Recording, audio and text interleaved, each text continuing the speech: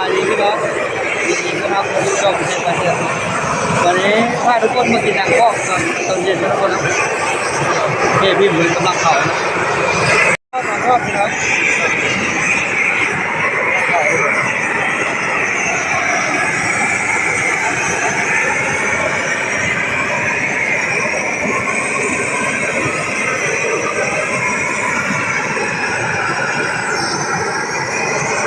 มาพี่น้องเอ้ยเฮ้ยโห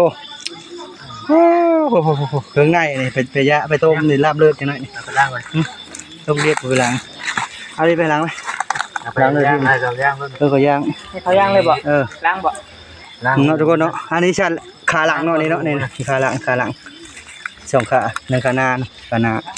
มีงานอันนี้หูมันนี่อันนี้ตู้3,000ช่องทุกคนเนาะหมูนี่เนาะ5 ฟูต5 คน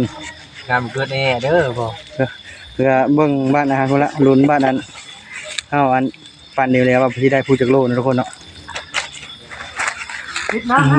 ได้ชันของเทโอ้ชันกับว่าไงพ่อชันนี่พ่อพี่3 ชันงูทุกคนเลยพ่อชันนี่ก็พ่อเลยมือเลยหมูตัว3,000ทุกคนเบิ่งได้ชันมันพี่3 ชันควายเชื่อห้องให้ปั่นได้เรียบร้อยแล้วทุกคนเนาะกับประมาณนี้นะโอ้ทาง4บ่แม่นน้อยเด้อทุกคนพ่อเกือบเต็มทาง4 5 ฟูตทุกคน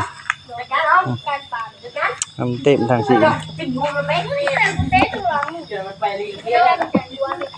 คนละ600กว่านะทุกคนเนาะคุ้มนี่เนาะได้อยู่ประมาณ10 โลทั้งกระดูกทั้งศีลก็คลิปนี้ก็สิมีประมาณนี้ทุกคนฝากกดไลค์กดแชร์กดติดตามเพื่อเป็นกำลังใจให้คลิปต่อไปสบายดี